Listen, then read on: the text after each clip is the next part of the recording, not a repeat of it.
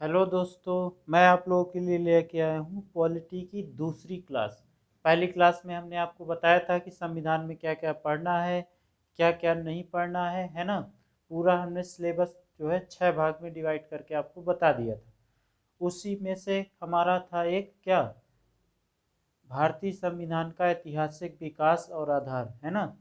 तो आज हम 1773 का रेगुलेटिंग एक्ट देखेंगे। ठीक, छोटी छोटी क्लास इसलिए ले रहा हूँ क्योंकि थोड़ा सा आप लोग लाइक शेयर और सब्सक्राइब करवाइए, ताकि थोड़ा सा ठीक ठाक माहौल हो, तो फिर क्लासेस का टाइम भी बढ़ेगा और आपका मटेरियल भी बढ़ेगा और अच्छी सी चीज़ें सब कुछ चलने लगेगी। ठीक गाइस, तो आइए आप समझते हैं आज हम रेगुलेटिंग एक्ट। ठीक, तो भारतीय संविधान के विकास में 1773 का रेगुलेटिंग एक्ट। ठीक, रेगुलेटिंग एक्ट क्या था कि एक प्रकार से अप्रत्यक्ष नियंत्रण था। किसका?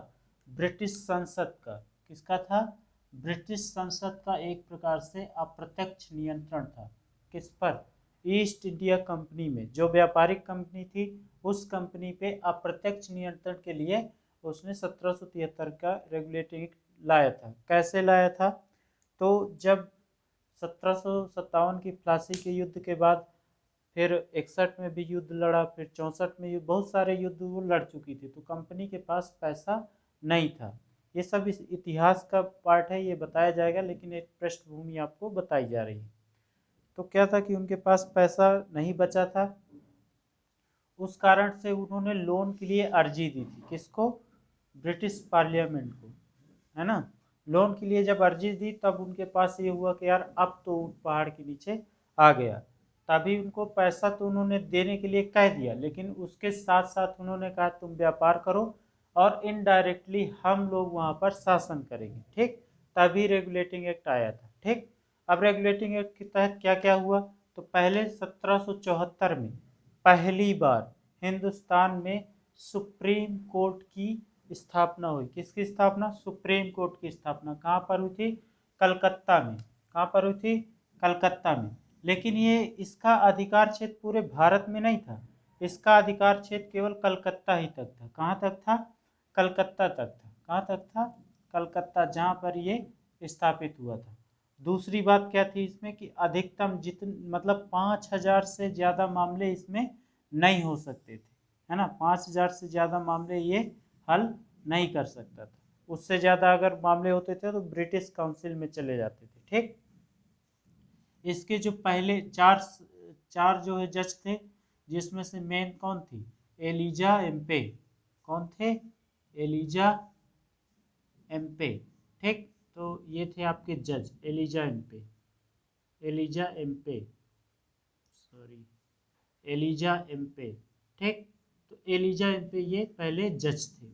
ठीक, और इनके 3 लोग और थे, रेड्स वगैरह, है ना। और क्या हुआ था? एक आपका परिषद का गठन भी हुआ था। क्या हुआ था?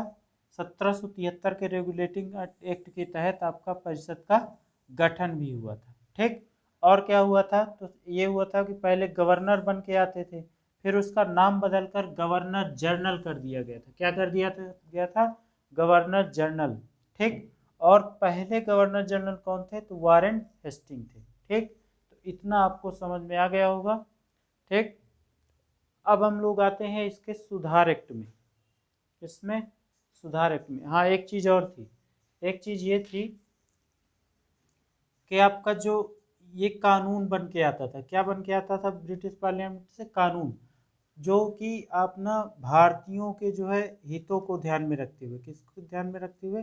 भारतीयों के हित, मतलब यहाँ पे जो आपका सांस्कृतिक कार्यक्रम हो गया, पूजा पाठ, है ना, इन सब चीज़ों का मतलब एक प्रकार से धार्मिक, उसमें हस्तक्षेप नहीं होता था, उसके अलावा नियम बनाए जाते थे। ठीक है, धार्मिक हस्तक्षेप की नीति के हिसाब से, किसके?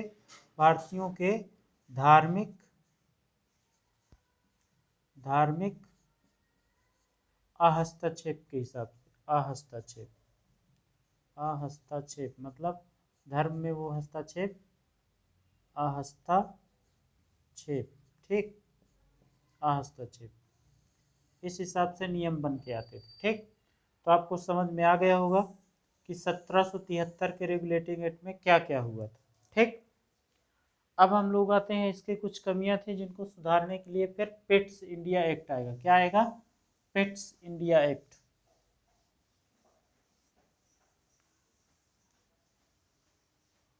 आप लोगों को समझ में आ रहा होगा। लिख इसलिए दिए थे क्योंकि थोड़ा सा थोड़े समय में ही आपको ज़्यादा चीज़ें मिल जाए। तो जो पिट्स इंडिया एक्ट आया था वो 1781 में पारित हुआ था। कब हुआ था? 1781 में आपका पिट्स इंडिया एक्ट आपका पारित हुआ था। Pitt's India act, Pitt's India act पारित हुआ था। क्या हुआ था? पारित हुआ था। ठीक, पारित हुआ था। लागू कब हुआ? 1784 में। कब हुआ? 1784 में। इसमें क्या बना था?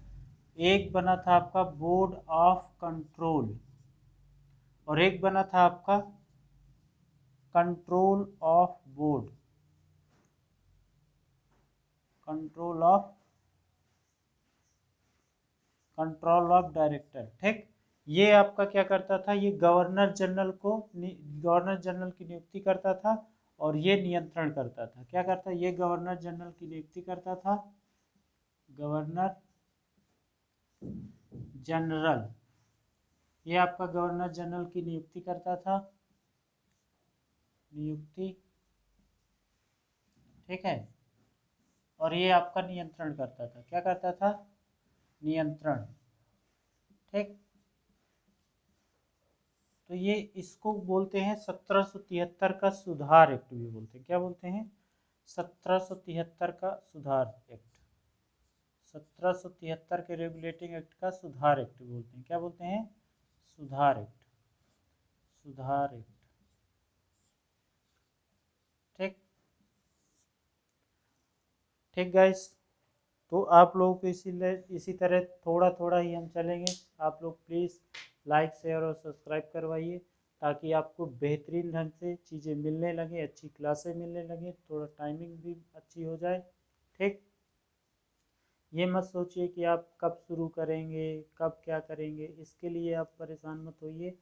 लेकिन हाँ, जब भी तैयारी शुरू करेंगे तो शुरू कर दीजिए। जिस दिन से आप शुरू कर देंगे उसी दिन से शुरू हो जाएगा। ठीक, क्योंकि क्या होता है कि बहुत लोग सोचते रहते हैं कहाँ से शुरू करें, कैसे क्या करें। तो उसके लिए मैंने डिसाइड किया है कि 5 दिसंबर को, कब, जो जितने भी नए लोग हैं, 5 दिसंबर को मैं एक वीडियो लेके आऊँगा जिसमें आपको बताएंगे कि तैयारी शुरू कैसे करनी है, एनसीईआरटी से कैसे क्या करना है। ठीक है, तो कब? 5 दिसंबर को आपको, 5 दिसंबर 2022, 5 दिसंबर 2022 को आपका क्लास आएगा जिसमें आपको पूरा बताया जाएगा कि तैयारी को कैसे सब शुरू करना है, कितने घंटे पढ़ना है, कैसे पढ़ना है, सारी स्ट्रेटजी आपको बताई जाएगी। ठीक, ठीक, आप एक मोटिवेशन रखिए और ख़ुद का मोटिवेशन रखिए और कोशिश करिए कि ज़्यादा से ज़्यादा समय आपका अच्छी जगहों पे जाए, ना कि इधर उधर। क्योंकि देखिए, समय एक ऐसा मतलब बलवान चीज़ है, ये एक चीज़ कह सकते हैं कि बॉस है जो कभी लौट के नहीं आता। एक बार ज़िंदगी में समय चला गया तो दोबारा कभी नहीं आएगा। बाकी चीज़ें आप पैसे भी कमा लेंगे, सब कुछ कर लेंगे, लेकिन टाइम कभी वापस नहीं ला पाएंगे, ये याद रखिएगा। ठीक, तो समय की अपनी परिभाषा और अपना मूल्य है, उसे समझते हुए अपने आप को तैयार करिए। और ये मत सोचिए कि हम बनेंगे, हम ही क्यों बनेंगे, ये सोचिए। यदि आप में वो गुण होगा कि आप क्यों बनेंगे, है ना, तो आप ज़रूर बनेंगे। यदि आपको गुण ही नहीं होगा कि आप 1 घंटे पढ़ते हैं, 10 मिनट पढ़ते हैं, 1 घंटे का रेस्ट लेते हैं, फिर इधर उधर घूमने जाते हैं, कंटिन्यू अपने टारगेट को पूरा नहीं करते हैं, तो फिर आप लोग किस आशा से कह सकते हैं कि आप लोग किसी तैयारी को अंजाम दे पाएंगे। ये तैयारी देखिए मानवीय है। क्या है? मानवीय है, कोई दैवीय नहीं है कि भगवान ने इसे बना के दे के रखा है तो कोई स्पेशल ही इसको कर पाएगा। सब लोग गॉड गिफ्टेड ही हैं, कोई गॉड गिफ्टेड स्पेशल नहीं है। क्योंकि अगर जिस प्रोसेस से हम आए हैं उसी प्रोसेस से जो सिलेक्ट है वो भी आया, पर उसने क्या किया? अपने समय का सही प्रयोग किया, अपने समय के अनुसार अपने आप को बदला और अपनी परिस्थितियों से उसने लड़ करके अपने आप को आगे लेके आया। अपनी हर चीज़ को उसने त्यागा, खुशियों को सेक्रीफाइस किया उसने, है ना। बहुत सारी जगह पे आने जाने से उसने अपने आप को रोका, थोड़ा समय को दिया, डेडिकेशन रखा, तब तो वो आज ऐसी जगह में पहुंचा। तो आप ये जानिए कि आप अपनी जो हमारी तैयारी है या हमारा सिलेक्शन है नहीं हो रहा है, अगर नहीं हो रहा है तो उसके लिए भी जिम्मेदार हम लोग हैं, और हो रहा है तो भी। ठीक गाइज, तो इसके लिए आप बिल्कुल भी टेंशन ना करें, लाइक शेयर और सब्सक्राइब करें। Thank you.